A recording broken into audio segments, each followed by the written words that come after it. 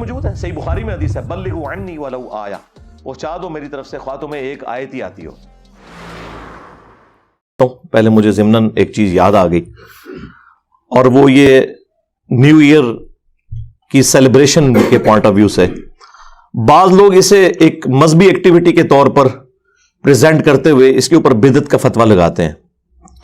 ایک تو اس کا وہ پہلو ہے کہ اس رات کے اندر اگر کوئی بے حیائی کا کام ہوتا ہے یا کوئی فضول خرچی ہوتی ہے ضرورت سے زیادہ, تو اسے تو یقیناً ہم کنڈیم کریں گے, اور اس کا تعلق صرف نیو ایئر نائٹ کے ساتھ نہیں ہے. جب کبھی بھی اس طرح کی ایکٹیویٹیز ہوں گی ان میں جو ایک اسراف والا پہلو ہے, قرآن و سنت کے خلاف ایکٹیویٹیز والا پہلو ہے, اس کو تو ہم کنڈیم کریں گے. اس کا اسپیسیفکلی کسی ایک رات کے ساتھ تعلق نہیں ہے.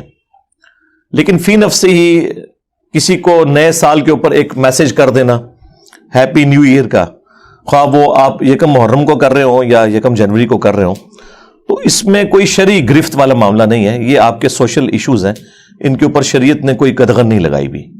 لہٰذا وہ جو حدیث جو سنن ابی داؤد کے اندر موجود ہے, من تشبہ بقوم فہو منہم, جو کسی قوم میں مشابہت اختیار کرتا ہے ان کی, وہ ان میں شمار کیا جائے گا, یہ اس کیٹیگری میں فال نہیں کرتا. وہ اسپیسیفکلی ریلیجس ایکٹیویٹیز میں انوالومنٹ ہے.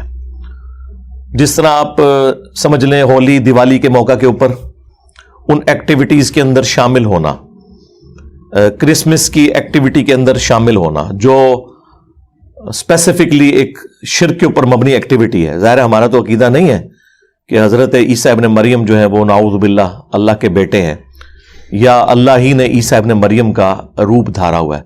کل ہماری تفصیلی ویڈیو بھی اس حوالے سے ریکارڈ ہو چکی ہے, اپلوڈ ہو گئی ہے. 25 دسمبر کو میں نے پچھلی دفعہ وہ کی تھی, پچھلے سنڈے کو.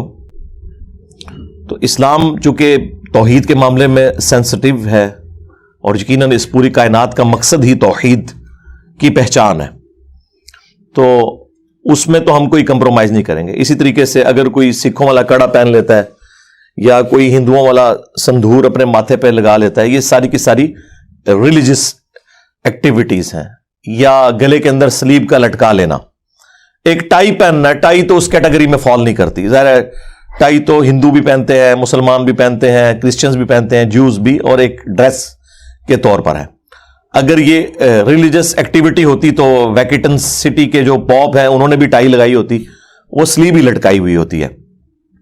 اسپیسیفکلی جو ریلیجس ایکٹیویٹی ہے کسی بھی مذہب کی, اس کو اڈاپٹ کرنا یہ اسلام کے اندر حرام ہے, بدعت ہے اور قابل گرفت ہے. اور اگر شرکی کیٹیگری میں کوئی چیز چلی جائے گی تو وہ تو بہت زیادہ پھر خطرناک معاملہ ہو جائے گا دنیا اور آخرت کے اعتبار سے. اللہ تعالیٰ اس طرح کی ایکٹیویٹیز سے تو ہمیں محفوظ رکھے, آمین. باقی یہ کسی کی برتھ ڈے کے اوپر کوئی میسج کر دینا اس کو, یا نیو ایئر کے شروع ہونے کے اوپر کوئی میسج کر دینا, تو یہ ریلیجس ایکٹیویٹی نہیں ہے. اس کو خام خواہ ریلیجن کے ساتھ جوڑنا یہ بڑی سخت زیادتی ہے. اور یہ کہنا کہ وہ لوگ کرتے ہیں اس لیے ریلیجس ایکٹیویٹی ہو گئی, تو وہ لوگ جن کی طرف آپ اشارہ کر رہے ہیں ان میں سے تو اکثر لوگ سیکولر ہیں, کئی ان میں سے ایتھیسٹ ہیں, ان کا مذہب سے کوئی لینا دینا نہیں ہے. اور اگر آپ اسی طریقے سے ریزیمبلنس بنانا شروع کر دیں گے پھر تو معاملہ خطرناک ہو جائے گا. پھر جو علماء یہ فتوے لگا رہے ہیں ان کے ہاتھوں میں جو 2-3 لاکھ روپے کے اسمارٹ فون ہیں, جن کو میں چھتر موبائل کہتا ہوں پنجابی میں, اتنے بڑے بڑے, تو وہ بھی اسی کیٹیگری میں فال کر جائیں گے. جن گاڑیوں میں وہ گھومتے ہیں, دندناتے پھرتے ہیں, اور جو اسلحہ وہ یوز کرتے ہیں, باقی ساری چیزیں جو یوز کر رہے ہیں. ایون آج تو قرآن, بخاری, مسلم بھی ان پرنٹنگ پریس کے اوپر پرنٹ ہو رہا ہے جو اجمیر شریف والوں کا بنایا ہوا ہے اور بغداد شریف والوں کا. یقیناً ان کا نہیں بنایا ہوا, یہ بھی گوروں کا بنایا ہوا ہے. تو یہ اس کیٹیگری میں چیزیں فال نہیں کریں گی. بدعت کی ڈیفینیشن کو آپ سمجھ لیں. بدعت کی جو ڈیفینیشن ہے بخاری اور مسلم میں, اس میں واضح الفاظ ہیں, من احدث فی امرنا ھذا فہو رد, جس نے ہمارے امر میں جو ہم نے دین کے طور پر تعلیم کیا ہے اس میں کوئی چیز داخل کر دی وہ مردود ہے. یہ الفاظ ہی بتا رہے ہیں. ایک ایکسٹریم کے اوپر اہل حدیث حضرات کا موقف ہے جو ہر معاملے میں بہت سینسٹیو ہوتے ہوئے بعض اوقات بدعت کے معاملے میں غلو کا شکار ہو جاتے ہیں, اور دوسری طرف ہمارے حنفی لوگ ہیں, خصوصاً بریلوی, دیوبندی اور اہل تشیع, یہ لوگ دوسری ایکسٹریم پہ چلے جاتے ہیں. حق درمیان میں ہے. بدعت کے معاملے میں بہت سینسٹیوٹی ہے, اس میں کوئی شک نہیں ہے. من احدث فی امرنا ھذا فہو رد, جس نے ہمارے دین کے اندر کوئی ایسی چیز داخل کر دی جو اس میں سے نہیں ہے وہ مردود ہے. اور ایک اور حدیث ہے بخاری اور مسلم میں.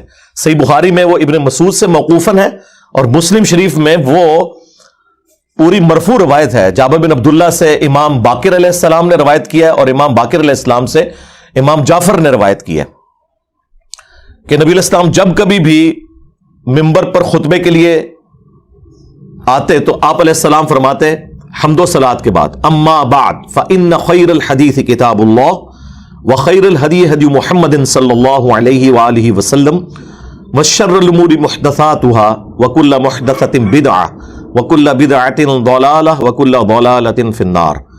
کچھ الفاظ جو ہے نا اس کے وہ سنن ابی داؤد کے اندر اور جامعہ ترمذی میں ہیں, کچھ صحیح مسلم میں 2005 نمبر یہ حدیث ہے, اور موقوفاً ابن مسعود سے بخاری کے اندر بھی موجود ہے کہ نبی علیہ السلام نے فرمایا کہ آگاہ ہو جاؤ, سب سے بہترین کلام اللہ کی کتاب ہے, سب سے ہدایت یافتہ راستہ محمد صلی اللہ علیہ وآلہ وسلم کا ہے, بدترین کام وہ ہیں جو دین میں خود سے داخل کر دیے جائیں. ایسے جو کام ہے یہ بدعتیں ہیں, تمام بدعتیں گمراہیاں ہیں, اور تمام گمراہیاں جہنم میں لے جانے والی ہیں. اللہم اجرنا من النار. اب اس کی وجہ سے نبی علیہ السلام نے کیٹاگوریکلی ایک حق بات امت تک پہنچا دی. لوگ جو بات بات میں پوچھ رہے ہوتے ہیں کہ جی یہ منع کہاں ہے, یہ منع کہاں ہے, بھئی ایک جملے سے چیز منع ہو گئی. بخاری مسلم دونوں میں حدیث ہے, نبی علیہ السلام نے فرمایا کہ مجھے اللہ نے جوامع کلمات کے ساتھ مبعوث کیا ہے, یعنی بات میں مختصر کرتا ہوں اور مفہوم گہرا ہوتا ہے. اب یہ مختصر سی بات ہے کہ سب سے بہترین کلام اللہ کی کتاب ہے, سب سے ہدایت یافتہ راستہ محمد صلی اللہ علیہ وآلہ وسلم کا ہے. بس اتنی بات ہوتی نا تو آپ کے لیے پھر بھی کوئی گنجائش نہیں کر سکتی تھی کہ ہاں آپ کا بھی ہے لیکن وہ زیادہ بہترین ہے. لیکن ساتھ جو کہا نا وشر الامور محدثاتها, اور بدترین کام وہ ہیں جو خود سے انوینٹ کر دیے جائیں, اور یہ کام بدعتیں ہیں, اور تمام بدعتیں گمراہیاں ہیں, اور تمام گمراہیاں جہنم میں لے جانے والی ہیں. تو اب اس کے بعد کوئی گنجائش نہیں رہے گی, خواہ کوئی نیکی کا کام بھی کرے وہ بدعت کی کیٹیگری میں فال کرے گا. مثال کے طور پر اگر کوئی شخص عید کی اذان دینا شروع کرتے تو کسی حدیث میں یہ مینشن نہیں ہوا کہ عید کی اذان منع ہے, صرف احادیث میں بخاری مسلم میں یہ آیا ہے کہ نبی علیہ السلام عید کے لیے اذان نہیں دلواتے تھے. لیکن آپ نے کہیں نہیں فرمایا کہ میں منع کرتا ہوں یا اذان دینا گناہ کا کام ہے. اذان تو بڑا نیکی کا کام ہے. بخاری مسلم دونوں میں حدیث ہے کہ اذان کی آواز سے شیطان کی ہوا خارج ہو جاتی ہے اور وہ وہاں سے بھاگ جاتا ہے کئی کلومیٹرز دور تک. تو عید کے موقع کے اوپر تو 2 اذانیں ہونی چاہیے کہ بعض لوگ تو صرف عید کے لیے مسجد میں آ رہے ہوتے ہیں, لیکن عید کے لیے اذان کوئی نہیں ہے, اذان نہیں ہے, اقامت بھی نہیں ہوتی, ڈائریکٹ نماز پڑھی جا رہی ہوتی ہے. کبھی کسی بریلوی نے, کسی دیوبندی نے, کسی شیعہ نے, کسی اہل حدیث نے اذان نہیں دی. پوچھیں کیوں, وہ کہتے ہیں ثابت نہیں. لیکن بریلوی حضرات سے تو ہم پوچھیں گے, آپ کے نزدیک تو ڈیفینیشن ہی نہیں. آپ کہتے ہیں جو بھی نیکی کا کام ہو, خواہ قبر پہ اذان دینا ہو, خواہ اذان سے پہلے درود و سلام پڑھنا ہو, وہ ہم نے کر لینا ہے کیونکہ نیکی کا کام ہے, اس کو کون منع کر سکتا ہے. تو آپ کی ڈیفینیشن میں تو یہ ہونا چاہیے. تو وہ کہیں گے نبی علیہ السلام سے ثابت نہیں. تو بس یہی ہماری ڈیفینیشن تھی کہ جو دین کے امر میں چیز ثابت نہیں ہے نا فہو رد, وہ مردود ہے. البتہ یہ یاد رکھیے گا, دین کو جو سپورٹیو چیزیں ہیں نا, دین کی ترویج کی خاطر اصلی دین اپنی جگہ ہوتے ہوئے ان چیزوں کو دین کی سپورٹ کے طور پر رکھنا, اس کا حکم ہے نبی علیہ السلام کی طرف سے. اور وہ چیز ہے جس کی وجہ سے لوگ دھوکہ دیتے ہیں کہ جی مسجد میں قالین بچھانا, مسجد میں ایئر کنڈیشن لگوانا, مسجدوں کے مینار بنانا, اس میں محراب رکھنا, سپیکر لگانا, یہ بھی تو نبی علیہ السلام کے زمانے میں نہیں ہوتا تھا.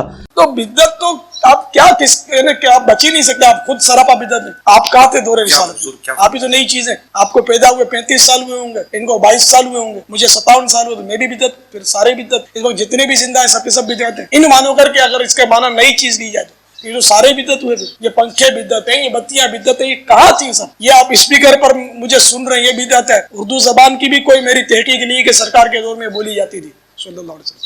یا کسی صحابی نے اردو بولی تھی. یہ لینتھر کی مسجد ہے, لینتھر کی چھتیں, یہ ماربل بچھا ہوا آپ کے فرش پر, آئل پینٹ کیا ہوا ہے. کوئی ثابت کر دے کہ دور رسالت میں مسجد اس طرح بنتی تھی جیسے آج بنتی ہے؟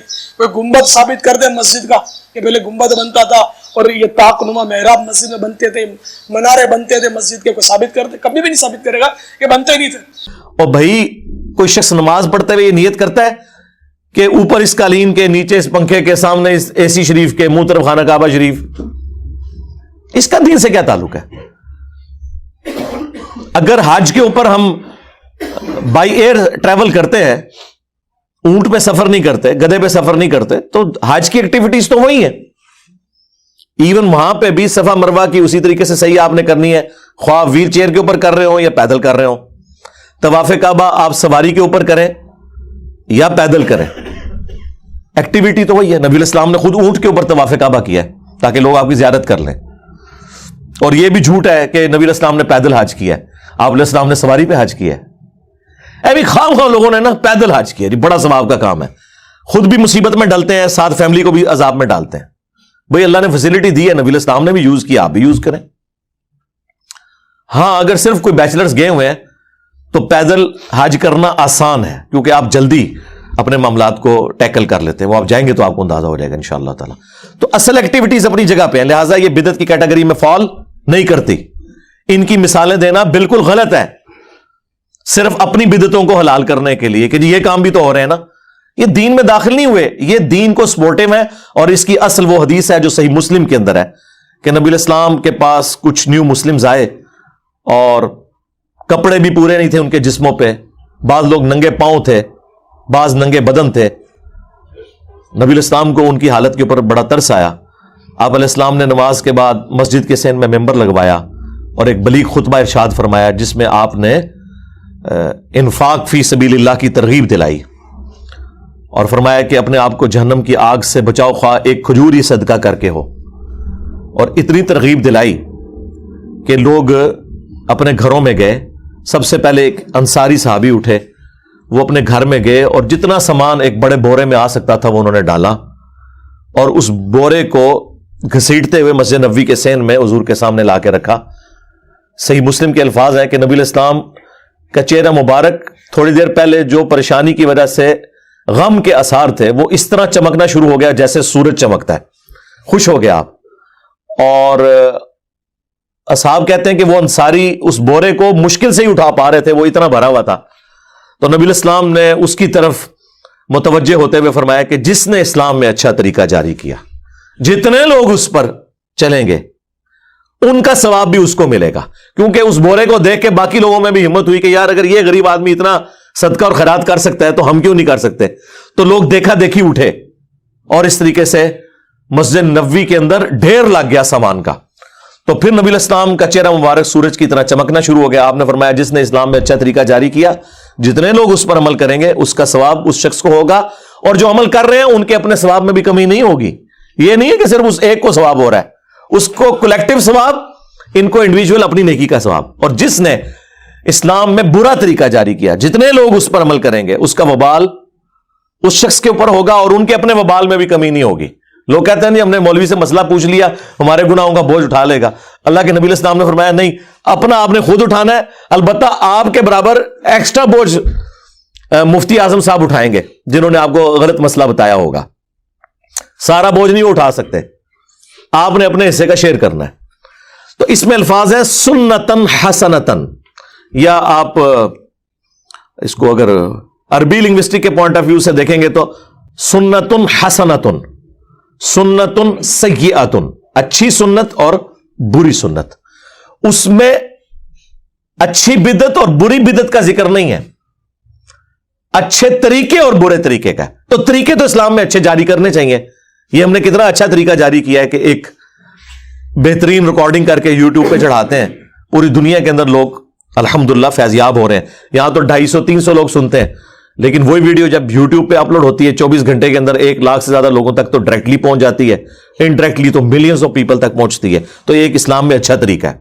اسی طریقے سے امام بخاری, امام مسلم نے حدیث کی کتابیں جو لکھی, یہ کوئی حضرت ابوبکر, عمر, عثمان و علی رضی اللہ عنہم اجمعین و علیہم السلام اجمعین نے تو کوئی اپنی حدیث کی کتابیں نہیں لکھی. لیکن انہوں نے تیسری صدی ہجری کے اندر محسوس کیا کہ جو صحابہ کرام کا اہل بیت کا جو دین کا جو ٹرانسفر کرنے والا موڈ ہے اس کو ہم ریٹن فارم میں ایک جگہ سیو کر لیں. نبی اسلام کے زمانے میں بھی تھا انڈیویجول لیول کے اوپر.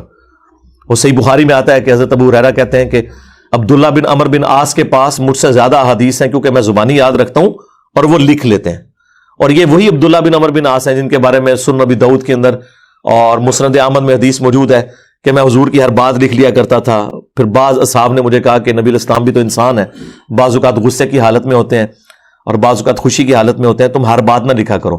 تو میں نے لکھنا چھوڑ دیا. تو نبی الاسلام نے بعد میں مجھ سے پوچھا کہ عبداللہ کیوں نہیں لکھ رہے, تو میں نے وہ عرض کر دیا. تو آپ نے فرمایا اپنی مبارک زبان کو پکڑ کے کہ اس زبان سے حق کے سوا کچھ نہیں نکلتا. صلو علی محمد و آل محمد, اللہم صلی علی محمد وعلی آل محمد واصحاب محمد وازواج محمد وامت محمد اجمعین الی یوم الدین. تو اصل موجود تھی, بعد میں پھر کتابیں تو ظاہر ہے تیسری صدی ہجری کے اندر باقاعدہ طور پہ بڑے پیمانے پہ کام ہوا. ویسے تو دوسری صدی میں بھی آلموسٹ کام ہو چکا تھا اس حوالے سے کہ الموطا امام مالک آ گئی تھی, لیکن میجارٹی کام تیسری صدی ہجری کے اندر آ کے ہوا ہے. تو یہ اسلام میں اچھا طریقہ ہے, الیکٹرانک کاؤنٹر کے اوپر کاؤنٹنگ کرنا, تسبیحات کو گننا اسلام میں اچھا طریقہ ہے. پڑھنا وہی ہے, آپ نے اس پہ اگر آپ پڑھ رہے نا یا معین الدین چشتی پار لگا دے کشتی تو وہ غلط ہوگا. اگر آپ اس پہ سبحان اللہ الحمدللہ پڑھ رہے ہیں تو بالکل ٹھیک ہے. تسبیح کے دانوں کے اوپر پڑھنا, اس پہ الگ سے میری ویڈیوز ریکارڈڈ ہیں. تو اسلام میں اچھا طریقہ یہ قیامت تک جاری ہوگا. 1972 میں بوئنگ 747 کی پہلی پرواز سعودی عرب لینڈ کی تھی. اس سے پہلے جتنے لوگ حج کے لیے جاتے تھے نا 5 سالوں کے اندر ان کی تعداد ڈبل ہو گئی تھی. کسی بزرگ کی برکت سے نہیں, صرف ایئر لائن کا جو سفر شروع ہوا, کیونکہ لوگوں نے کہا کہ یہ تو بڑا سیف سفر ہے. کہ ادھر 4 مہینے کا پیدل سفر, 3-3 4-4 ہفتے کا سمندری بحری جہاز کا سفر, اس میں سی سیکنس بھی ہوتی تھی, لوگوں کو وامٹنگ بھی 2-2 ہفتے, الٹیاں نہیں رکتی تھیں اس اسمیل کی وجہ سے جو سمندر کی ہوتی ہے. اور کہاں جناب آپ 4 گھنٹے میں اسلام آباد سے بیٹھے اور جدے لینڈ کر جائیں اور پتہ ہی نہ چلے سفر کا. تو اس وجہ سے یہ تعداد اسی وقت 5 سالوں میں ڈبل ہو گئی تھی. تو یہ اسلام میں اچھا طریقہ ہوا. تو اس طرح کے اچھے طریقے وقتاً فوقتاً جاری رہے, قیامت تک جاری رہیں گے. اور اس کی اصل وہ حدیث رہے گی جس کی نبی علیہ السلام نے خود یعنی اجازت دی ہے, بلکہ حکم فرما دیا اس حوالے سے کہ وہ آپ کو ترغیب دلا دی کہ آپ کو بھی ثواب ہوگا. ڈاکٹر اسرار صاحب آج دنیا میں نہیں رہے, مولانا اسحاق صاحب دنیا میں نہیں رہے, لیکن ان کی ویڈیو سے لوگ استفادہ کر رہے ہیں, ان کے لیے صدقہ جاریہ ہے. مولانا مودودی نے جو کام کیا ہے لوگ اس سے استفادہ کر رہے ہیں, صدقہ جاریہ ہے. امام بخاری امام مسلم کے لیے صدقہ جاریہ ہے. وہ بھی صحیح مسلم کے اندر حدیث موجود ہے کہ میت کو 3 چیزوں کا ثواب پہنچتا ہے مرنے کے بعد بھی. صدقہ جاریہ جو اپنی زندگی میں کوئی نیکی کا کام کیا, اور دوسرا علم کی بات, جس طرح امام بخاری امام مسلم نے علمی کام کیا, ان کی وفات کے بعد بھی لوگ ان کو پڑھتے ہیں تو ان تک ثواب پہنچتا ہے. اور تیسرا جو نیک اولاد اس کے لیے دعا کرتی ہے. اولاد کے لیے تو خیر ویسے ہی ایک ماں باپ کے لیے اللہ تعالیٰ نے اسے صدقہ جاریہ بنایا ہے. وہ اصالہ ثواب پہ 10 طریقے میری ویڈیو آپ دیکھ لیں تو آپ کو کلیئر ہو جائے گا. لہٰذا اس سے وہ بدعت والا کانسیپٹ جو انہوں نے لیا ہوا وہ بالکل غلط ہے. یہ دونوں ایکسٹریمز ہیں کہ ہر چیز کو بدعت کہہ دینا اور ہر چیز کو دین میں خود سے داخل کر دینا, یہ کہہ کہ جی اسلام میں تو اچھا طریقہ جاری کرنے کا حکم ہے. جب ہم یہ ساری چیزیں کلیریفائی کرتے ہیں نا تو پھر یہ ایک سٹیپ آگے طے کرتے ہیں. جنہوں نے اپنی بدعتیں حلال کرنی ہوتی ہیں وہ کہتے ہیں کہ ٹھیک ہے اگر شریعت کا حکم اسی طریقے سے اپلائی ہوتا ہے تو پھر ہر اس شخص کے اوپر اپلائی ہونا چاہیے جس نے نبی الاسلام کا کلمہ پڑھا ہے. پھر یہ تفریق نہ آپ کریں کہ صحابی بدعت شروع کر سکتا ہے اور غیر صحابی نہیں کر سکتا. ہم کہتے ہیں بالکل ٹھیک ہے. کہتے ہیں دیکھ لیں پھر حضرت عمر نے بدعت شروع کروا دی, تراویح کی جماعت جو کروائی تو یہ تو بدعت تھی. اگر حضرت عمر کو یہ رائٹ ہے تو ہمارے بزرگان دین کو کیوں نہیں رائٹ؟ اس کا پہلے تو علمی جواب ہے, بلکہ فقہی والا جواب اسے کہیں. علمی جواب تو ہم علم کی فیلڈ میں تو ہم سب کو برابر سمجھتے ہیں, چاہے صحابی ہو یا غیر صحابی. پہلے فقہی والا جواب ہے کہ خلفائے راشدین کے لیے تو اسپیسیفکلی حدیث ہے ابو داؤد ترمذی میں, علیکم بسنتی و سنت الخلفاء الراشدین المہدیین. تم میرے بعد بہت اختلاف دیکھو گے, اس وقت میری سنت کو اور میرے خلفائے راشدین کی سنت کو لازمی پکڑ لینا اپنی داڑھوں سے, اور دین میں نئی نئی بدعتوں سے بچنا. ہر بدعت گمراہی ہے اور یہ تمام گمراہیاں جہنم میں لے جانے والی ہیں. یہ اسپیسیفکلی خلفائے راشدین کے مخالفین کے لیے بات ہوئی تھی, اور خلفائے راشدین کے پیچھے نبی علیہ السلام کھڑے ہیں, تمام صحابہ کے پیچھے نہیں, خلفائے راشدین کے پیچھے. اور اس کے پیچھے حکمت یہ ہے کہ اگر کوئی صحابی انڈیویجول لیول کے اوپر کوئی ایسا کام کرے گا جو قرآن و سنت کے منافی ہے تو وہ اس کا ذاتی عمل ہوگا, لیکن خلیفہ راشد اگر کوئی ایسا کام کرے گا نا, وہ ذاتی عمل نہیں ہوگا, وہ پبلکلی رپورٹ ہوگا اور لوگ اسے ہائی لائٹ کریں گے, اور اس ہائی لائٹ ہونے کی وجہ سے اپنا ڈیسیژن واپس لے لے گا. یہ آپ کو فرق سمجھ آیا؟ اس لیے خلفائے راشدین کی سنت کو لازم قرار دیا گیا. اب اس کی کئی ایک مثالیں ہیں, وہ پھر 1 گھنٹہ اور لگ جائے گا مجھے. مسئلہ 197 میرا تقلید کے اوپر ریکارڈڈ ہے, اور مجھ پہ اماموں کی گستاخی کا فتویٰ لگایا گیا. اس میں میں نے پھر صحابہ کرام سے مثالیں دی ہیں کہ وہ بھی اپنی غلطیوں کے اوپر رجوع کرتے تھے. چلیں تبرکن آپ لے لیں, بخاری مسلم دونوں میں حدیث ہے کہ مسجد میں بیٹھ کے حسان ابن ثابت نعتیہ اشعار پڑھ رہے تھے, تو حضرت عمر اپنے دور خلافت میں قریب سے گزرے اور انہوں نے صرف تیکھی نظروں سے ان کی طرف دیکھا. اس سے پہلے کہ حضرت عمر انہیں کچھ کہتے, حضرت حسان بول پڑے. حالانکہ حضرت حسان ابن ثابت کوئی دلیر صحابہ میں سے نہیں تھے, وہ شاعر تھے, درویش ٹائپ کے تھے, اور انہوں نے کہا عمر اس طرح نہ دیکھ, تم سے بہتر شخصیت مسجد میں ہوتی تھی اور میں انہیں بھی اشعار سناتا تھا, اور وہ رسول اللہ تھے صلی اللہ علیہ وآلہ وسلم. تو حضرت عمر نے یہ نہیں کہا کہ تو مجھے دین سکھائے گا, میں خلیفہ راشد ہوں, میری بھی پیروی کا حکم ہے. آپ نے فرمایا کہ اپنی اس بات کے اوپر گواہ لے کے آؤ. اس سے یہ بھی پتہ چل گیا کہ حضرت عمر کو یہ حدیث نہیں پتا تھی کہ نبی علیہ السلام نعتیہ اشعار سنتے تھے. تو اگر امام حنیفہ تک کوئی حدیث نہیں پہنچی تو کیڑی ٹینشن لینے دی لوڑ ہے تانوں. اچھا, پھر انہوں نے حضرت ابو ہریرہ کی طرف اشارہ کیا جو سامنے بیٹھے تھے. تو حضرت ابو ہریرہ نے کہا کہ میں گواہی دیتا ہوں امیر المومنین, نبی علیہ السلام نعتیہ اشعار سنتے بھی تھے, بلکہ آپ علیہ السلام نے تو ان کے لیے دعا کی کہ اللہ روح قدس کے ذریعے حسان کی مدد فرما, جس طرح تو نے جبرائیل علیہ السلام کے ذریعے حضرت عیسیٰ ابن مریم کی مدد کی تھی. وَأَيَّدْنَاهُ بِرُوحِ الْقُدُسِ جو قرآن میں آیا. تو حضرت عمر فاروق خاموش ہو گئے رضی اللہ تعالیٰ عنہ, ایکسیپٹ کر لیا اور وہاں سے چلے گئے. اور یہ بھی ثابت ہو گیا اس سے کہ حضرت عمر حضرت ابو ہریرہ کو ایک سکہ راوی تصور کرتے تھے. یہ بھی بعض منکرین احادیث کی طرف سے اعتراض کیا جاتا ہے. اس کے اوپر الگ سے میری ایک ویڈیو ہے, وہ اختلاف ہو گیا تھا بعد میں, لیکن وہ ایک اور نوعیت تھی, اور اس میں ہم حضرت ابو ہریرہ کو حق پہ سمجھتے ہیں. تو اس طرح اختلاف رائے دلائل کی روشنی میں کرنے کے اوپر خلفائے راشدین کبھی بھی اپنی پیروی کا حکم لوگوں کو نہیں دیا کرتے تھے. تو یہ کہتے ہیں جی وہ حضرت عمر نے تراویح کی جماعت شروع کروا دی تو انہیں کیا رائٹ پہنچتا ہے. تو اب علمی جواب بھی اس کا سن لیں کہ حضرت عمر نے کوئی ایسا کام دین میں نیا جاری نہیں کیا کہ جو نبی علیہ السلام نے خود نہ کیا ہو. انہوں نے صرف تراویح کی جماعت کی سنت کو رینیو کیا, جو آلریڈی بخاری مسلم میں آیا کہ نبی علیہ السلام نے 3 دن تک تراویح پڑھائی تھی جماعت کے ساتھ. چوتھے دن جب لوگوں کا ہجوم ہو گیا, آپ اپنے حجرے سے باہر نہیں نکلے اور فجر کے وقت نکلے, اور آپ نے فرمایا کہ مجھے معلوم ہے کہ تم لوگ انتظار کر رہے ہو, لیکن اس ڈر سے کہ یہ امت پہ نماز فرض نہ کر دی جائے میں اپنے حجرے سے نہیں نکلا. اور ایک روایت میں بخاری مسلم کی آتا ہے کہ نبی علیہ السلام ناراض ہو گئے, آپ نے فرمایا اپنے گھروں میں جا کے نماز پڑھو. بخاری مسلم میں حدیث ہے کہ مرد کی سب سے افضل نماز فرض کے بعد وہ نفلی نماز ہے جو اپنے گھر میں ادا کرتا ہے. اور مسلم شریف میں الفاظ ہیں کہ اپنے گھروں کو قبرستان نہ بناؤ, اپنی نفلی نمازوں کا کچھ حصہ اس میں پڑھا کرو, اس سے برکت ہوگی. یہ صحیح مسلم کے الفاظ ہیں. تو نبی علیہ السلام نے ترغیب دلائی. تو اس میں مجھے بتائیں جو کام نبی علیہ السلام نے 3 دن کیا اس کو کوئی 30 دن کر لے تو بدعت کیسے ہو گیا, جبکہ وہ نفلی کام ہے. ہاں اگر حضور نے نہ کیا ہوتا, یا آپ کہتے کہ جی یہ کرنا حرام ہے, یا میں ہمیشہ کے لیے اسے منع کر رہا ہوں, آپ کوئی بھی جماعت سے نہیں کرے گا. 3 دن آپ نے کیا, اصل چھوڑ دی, اور اس کی وجہ بھی بتا دی کہ مجھے خدشہ ہے کہ تم پہ فرض نہ کر دی جائے.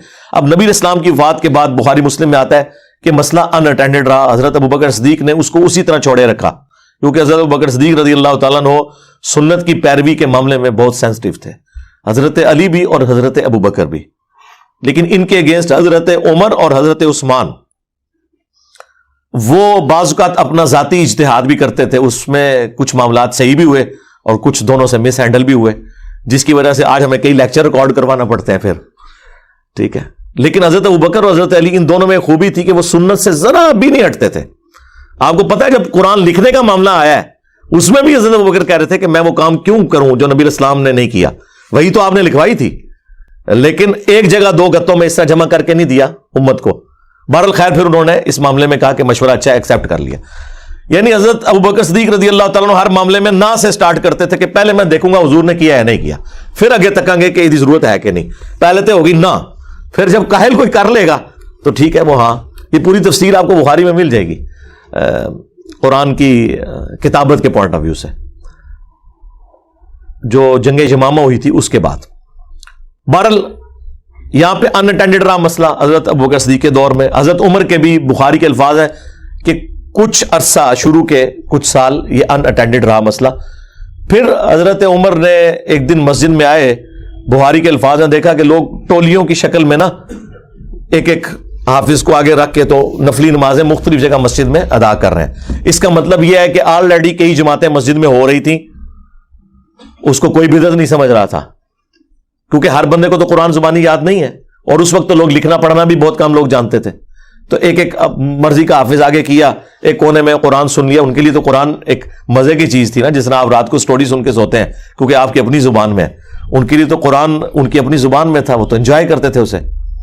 تو نبی علیہ السلام کی وفات کے بعد یہ ٹولیوں کا سلسلہ جاری رہا. پھر حضرت عمر نے کچھ عرصہ تو دیکھا اپنے دور خلافت میں, پھر آپ نے کہا میں ان ساروں کو ایک امام کے پیچھے کیوں نہ جمع کروں. تو پہلا جھوٹ تو یہ ہے کہ حضرت عمر کے اوپر یہ بہتان ہے کہ انہوں نے جماعت شروع کروائی, غلط ہے. کئی جماعتوں کی ایک جماعت کی جماعت شروع نہیں کروائی, جماعت خود حضور نے کروائی تھی صلی اللہ علیہ وآلہ وسلم, اور اس کو چھوڑنے کی وجہ یہ بتائی تھی تم پہ فرض نہ ہو. تو حضور کے بعد تو وہی نازل نہیں ہونی تھی, اس لیے صحابہ کرام اپنے اپنی ٹولیوں میں پڑھتے تھے. اور حضرت تمیم داری کو اور ابی ابن کعب کو صحیح بخاری میں آتا ہے حکم دیا کہ انہیں نماز پڑھائیں. اور الموطا امام مالک میں الفاظ موجود ہیں کہ انہیں حکم دیا کہ 11 رکعتیں پڑھائیں ان کو. 8 نوافل ہوتے تھے اور 3 وتر, 11 رکعتیں پڑھتے تھے. 20 والی روایت بھی الموطا امام مالک میں ہے, لیکن یزید بن رومان نے حضرت عمر فاروق کا زمانہ نہیں پایا, وہ منقطع روایت ہے. 11 والی روایت موجود ہے, الموطا امام مالک کے اندر بھی ہے اور مشکات کے اندر بھی انہوں نے نقل کی ہے یہ روایت. اس کے بعد پھر وہ تابعی کہتے ہیں, صحیح بخاری کے الفاظ ہیں کہ حضرت عمر ایک دن مسجد میں آئے اور لوگوں کو دیکھا کہ ایک امام کے پیچھے پڑھ رہے ہیں, تو بڑے خوش ہوئے اور انہوں نے الفاظ بولے, نعم البدعۃ ھذہ, یہ کتنی اچھی بدعت ہے. یہاں بدعت سے مراد دین میں نیا کام نہیں تھا, ورنہ جب وہ یہ بول رہے تھے تو لوگ کہتے کہ حضرت اچھی بدعت کون سی ہوتی ہے. وہ ان کو پتا تھا کہ میں بدعت کن معنوں میں کہہ رہا ہوں. ایک سنت جو 3 دن تک تھی اسے رینیو کیا, پلس مختلف ٹولیوں والے اماموں کو ایک امام ان کے اوپر مقرر کیا ایک دین میں. یہ آپ سمجھ لیں یہ انہی معنوں میں تھی سنتن حسنتن, لیکن بدعت کا جو کہ لفظ انہوں نے یوز کیا اس سے لوگوں نے پلی لے لی کہ جی دین میں اچھی بدعت جاری کر سکتے ہیں. ہم کہتے ہیں ٹھیک ہے آپ بدعت کا لفظ بھی بول لیں, ہمیں کوئی اعتراض نہیں, لیکن کام آپ نے وہ کرنا ہے جو حضور نے خود کیا ہو. کرو جنی مرضی بدعت کرو, لیکن اس کی اصل دین میں موجود ہو. یعنی نبی علیہ السلام نے کبھی سفید پگڑی باندھی, کبھی کالی باندھی, کبھی آپ نے ٹوپی بھی پہنی, کبھی سرخ چادر بھی رکھ لی. ایک بندہ پوری زندگی سفید پگڑی باندھتا ہے, ہم اسے نہیں کہیں گے تم جو ہے وہ گناہ گار ہو, اصل موجود ہے باندھو. ایک صرف کالی باندھتا ہے, کوئی اعتراض نہیں, کرو. نبی علیہ السلام نے ہمیشہ سفید کپڑے نہیں پہنے, آپ نے سبز بھی پہنے, آپ نے سرخ بھی پہنے, آپ نے کالے بھی پہنے, میری پوری تفصیلی ویڈیو ہے اس کے اوپر. لیکن ایک بندہ ہمیشہ ہی سفید کپڑے پہنتا ہے, ٹھیک ہے ہم اسے کہہ دیں گے اچھی بدعت ہے کرو, لیکن یہ بدعت اس لیے نہیں ہوگی کہ وہ ایک سنت ہے. ہاں اس اعتبار سے بدعت ہے کہ حضور نے ہمیشہ سفید نہیں پہنے تھے, آپ نے مختلف رنگوں کے پہنے ہیں, تو آپ ٹھیک ہے یہ کریں, ان معنوں میں کریں آپ جتنا مرضی, لیکن آپ اس کی اصل تو دیکھیں. میں اکثر کہتا ہوں ہمارا مقدمہ آپ انٹرنیشنل کورٹ میں لے جائیں, گورا بھی ہماری بات کو سمجھ لے گا. تم لوگوں نے اس لیے نہیں سمجھنا کہ تمہارے بابے تمہیں غلط دین بتا گئے, تمہیں یہ نظر آتا ہے کہ اب اس کی بات سنیں گے تو بابوں کا کیا بنے گا. بھائی بابوں کو چھوڑو, اپنی آخرت کی فکر کرو اور اپنا رشتہ اس شخص کے ساتھ مضبوط کرو جس کی قبر مدینے میں ہے. صلو علی محمد وآل محمد, اللہم صلی علی محمد وعلی آل محمد واصحاب محمد وازواج محمد اجمعین الی یوم الدین. اب اس غم میں آپ زندگی گزارو گے تو یہ تو مسئلہ حل ہو گیا. پھر وہ کہتے ہیں جی حضرت عثمان نے بھی جمعے کی 2 اذانیں شروع کروا دی تھی. یہ اس سے بڑا جھوٹ ہے, جی بخاری میں لکھا ہے. سرکار کاش بخاری آپ نے خود پڑھی ہوتی, حضرت عثمان نے کوئی دوسری اذان شروع نہیں کروائی. وہ ایک ہی اذان تھی, دو مختلف جگہ پہ ہوتی تھی. آج اگر ایک شہر کے اندر 10 اذانیں ہو رہی ہیں زور کی, تو ہم انہیں 10 گنیں گے یا ایک زور کی اذان گن رہے؟ ایک ہے. 10 جگہوں پہ ہو رہی ہے. ہاں ایک مسجد کے اندر اگر ہو رہی ہوں پھر ہم کہیں گے تو حضرت عثمان نے ایک مسجد میں تو 2 اذانیں شروع بھی نہیں کروائی. بخاری کے الفاظ ہیں کہ جب مسجد میں لوگوں کا رش بڑھ گیا تو حضرت عثمان غنی رضی اللہ تعالیٰ عنہ نے بازار میں ایک اذان پیرلل میں شروع کروائی تاکہ لوگوں کو پتا چل جائے کہ مسجد میں آنا ہے جمعے کی نماز کے لیے. پیرلل میں شروع کروائی کیونکہ سپیکر نہیں تھا, اور نہ شیخ عبد القادر جنانی تھے کہ ایتھے بہ کے سنن تھے. وہ غار معین الدین چشتی نے سن لیا جی, خراسان کے وہ پہاڑوں میں عبادت کر رہے تھے, انہوں نے کہا کہ آپ کا جو پاؤں مبارک میری آنکھوں میں ہے. وہ حضرت عبد القادر جیلانی دی جعلی آواز انورٹڈ کاماز میں جو انہوں نے منسوب کیا وہ پہنچ سکتی ہے. حضرت عثمان کی صحابہ کی آوازیں جو ہے نا وہ مسجد سے باہر بھی نہیں لوگوں تک پہنچتی تھی. تو انہوں نے کہا کہ لوگوں کو آواز نہیں جاتی, تو پیرلل میں انہوں نے ایک اذان شروع کروائی تاکہ ان کو پتا چل جائے, جس کا ایکویلنٹ آج کل سپیکر ہے. سپیکر کی آواز بازار میں پہنچ جاتی ہے, کوئی ضرورت نہیں. اور اگر آپ نے 2 اذانیں دینی ہے ضرور دیں, مسجد کے اندر نہ دیں, وہ بدعت ہے. ٹھیک ہے دیں آپ 2 نہیں, میں کہتا ہوں آپ 50 اذانیں شروع کریں, ہر گلی میں ایک مؤذن کھڑا کریں, سپیکر اپنے اتارو, جان چھوٹے ہماری بھی ان آوازوں سے, پیرلل میں شروع کرو. لیکن مسجد میں ایک اذان جس طرح اہل حدیث دیتے ہیں, یہ بالکل سنت کے مطابق ہے. علماء عرب نے بھی جو مسجد کے اندر 2 اذانیں شروع کی ہیں, ہمارے نزدیک وہ بدعت ہے. مسجد میں دوسری اذان نہیں ہوگی, مسجد میں ایک ہی اذان ہوگی. لہٰذا یہ سعودی عرب کی مثالیں دینا, وہاں بھی ہوتا ہے جی, حرمین میں 20 تراویح ہوتی ہیں, وہ بھی ایک الگ ہے کہ وہ انہوں نے کیا کام شروع کیا ہے ادھر 10-10 کر کے. حرمین میں صرف یہ 2-3 باتیں انہیں نظر آ رہی ہیں. حرمین کی اونچی آمین انہیں نظر نہیں آ رہی. حرمین میں امام کعبہ کا اور مسجد نبوی کے امام کا رفع الیدین کرنا انہیں نظر نہیں آ رہا. مسجد نبوی کے امام کا سورہ فاتحہ پڑھنے کے لیے جہری نمازوں میں سکتہ دینا نہ انہیں نظر آ رہا ہے, نہ اہل حدیثوں کو نظر آ رہا ہے. اپنی حرمین کا اس دین سے کوئی لینا دینا نہیں ہے. دین وہ ہے جو کتابوں میں. یہی تو ہم عرض کر رہے ہیں کہ مرنے سے پہلے اے مسلمان کر لے اس پہ غور, کتابوں کا خدا اور ہے, بابوں کا خدا اور. اگرچہ بابے بھی اسی خدا کو مانتے ہیں, لیکن ہم نے دیکھنا ہے کتابوں میں دین کیا ہے. بابے تو ہر ایک اپنا اپنا سلسلہ شروع کر کے چلے گئے. تو حضرت عثمان غنی رضی اللہ تعالیٰ عنہ نے کوئی دوسری اذان شروع نہیں کروائی, وہ ایک ہی اذان تھی. اچھا, اس میں بخاری میں تیسری اذان کا لفظ ہے. وہ اقامت کو بھی اصل میں اذان گنا جاتا تھا, تو وہ اس لیے کسی کو پڑھتے ہوئے ہو سکتا ہے کنفیوژن ہو جائے. وہ 2 سے مراد ایک اذان اور اقامت, وہ چھوٹی اذان ہوتی ہے, تو وہ تیسری اذان کا اضافہ کیا. وہ اس کو, اور یہ پتہ ہے ان کو, حنفیوں کو پتہ ہے, وہ بھی اس کو جب شرح لکھتے ہیں نا اپنی بریلوی دیوبندی, تو وہ لکھتے ہیں کہ یہاں دوسری اذان سے مراد اقامت ہے اور تیسری سے مراد وہ دوسری اذان ہے جو پیرلل میں شروع ہوئی تھی بازار کے اندر. تو وہ آپ کریں. اس سے کیسے کوئی بدعت کا ثبوت لینا شروع کر دے گا؟ اس طرح مختلف قسم کی انہوں نے یعنی باتیں بدعت کے حوالے سے مشہور کی ہوئی ہیں. نبی علیہ السلام تو ان معاملات میں اتنے سینسٹیو ہیں کہ بخاری مسلم دونوں میں حدیث ہے کہ نبی علیہ السلام نے وضو کے بعد ایک دعا تعلیم فرمائی. اس میں الفاظ تھے بِنَبِيِّكَ الَّذِي أَرْسَلْتَ, میں اس دین کے اوپر, کتاب کے اوپر ایمان لے کے آیا جو تیرے نبی کے ساتھ نازل ہوئی. اس صحابی نے وہ دعا حضور سے یاد کی. اس کے بعد جب نبی علیہ السلام کے سامنے پڑھی تو اس نے بِنَبِيِّ کا کی بجائے کہہ دیا بِرَسُولِ کا, اور یہ بہتر الفاظ ہے. رسول سپرلیٹو ڈگری ہے. مسند احمد میں حدیث موجود ہے, مشکات میں بھی, کہ 1,24,000 انبیاء ہیں, لیکن ان میں سے رسول صرف 315 ہیں جو صاحب شریعت ہے, باقی صرف انبیاء ہیں. تو اس نے بہتر ڈگری استعمال کی, بِرَسُولِكَ الَّذِي أَرْسَلْتَ. تو نبی علیہ السلام نے منع فرما دیا. آپ نے فرمایا تم وہی کہو جو میں نے تعلیم کی ہے. نبی علیہ السلام کی سینسٹیویٹی کا یہ لیول تھا. وہ کہتے ہیں نہیں, وہ بخاری مسلم میں ایک صحابی نے حضور کے پیچھے حمدن کثیرن طیبا مبارکن فی پڑھ دیا تھا خود سے ہی, اور نبی علیہ السلام نے اسے انڈورس کر دیا. جی بالکل. تو کہتے ہیں اس سے ثابت ہوا کہ آپ دین میں چیز داخل کر سکتے ہیں. نہیں سرکار, کیسے ثابت ہو گیا؟ جب اس صحابی نے یہ پڑھا اور وہ 30 سے زیادہ فرشتے اس کا ثواب لکھنے کے لیے جھپٹ رہے تھے, تو نبی علیہ السلام کو اللہ نے یہ منظر دکھا دیا اور نبی علیہ السلام نے اپنی مہر لگا دی کہ اس کا یہ ثواب ہے. آج کون مہر لگائے گا؟ اس زمانے میں تو بہت کچھ ہوا. ابو داؤد میں حدیث ہے کہ ایک صحابی کو خواب میں اذان کے الفاظ سکھائے گئے اور صحابہ مشورہ کر رہے ہیں آپس میں کہ لوگوں کو مسجد میں بلانے کے لیے کیا کیا ایکٹیویٹیز کی جائیں. کسی نے کہا کہ وہ جس طرح گھنٹی مارتے ہیں یہ کلیسا والے وہ کیا جائے. کسی نے کہا کوئی, تو ایک صحابی نے کہا یا رسول اللہ میں نے یہ خواب دیکھا ہے. نبی علیہ السلام نے اس کو انڈورس کر دیا. اب وہ ایک صحابی کو خواب آیا, نبی علیہ السلام نے اسے انڈورس کر دیا, وہ دین کا حصہ بن گیا. آج کون کرے گا اسے ویریفائی؟ لہذا حضور کی زندگی میں اگر آپ علیہ السلام نے کسی کام کو یہ کیا تو کسی سے منع بھی تو فرمایا, برسولک الذی ارسلتا, آپ نے کہا وہی پڑھو جو میں نے کہا. اور اس پر ترا اس حوالے سے کہ جامعہ ترمذی میں حدیث ہے, یہ مشکات میں موجود ہے, ایک شخص کو چھینک آئی اور اس نے عبداللہ ابن عمر کے سامنے پڑھا الحمدللہ والسلام علی رسول اللہ, اللہ کی حمد ہے اور سلام ہو رسول اللہ پر صلی اللہ علیہ وسلم. دروشی بھی پڑھا, کوئی گناہ کا کام نہیں کیا. آپ نے فرمایا میں بھی کہتا ہوں الحمدللہ والسلام علی رسول اللہ, یعنی مراد یہ کہ ان دونوں چیزوں کا میں قائل ہوں, یعنی چھینک کے اوپر نہیں میں کہتا, ویسے ہم پڑھنے کے قائل ہیں. بالکل اللہ کی حمد بھی کرتے ہیں, درود بھی ہم پڑھتے ہیں. یہ بیسیکلی انہوں نے کہا 295 سینل آ رہی میرے تھے, میں بھی قائل ہوں اس کا.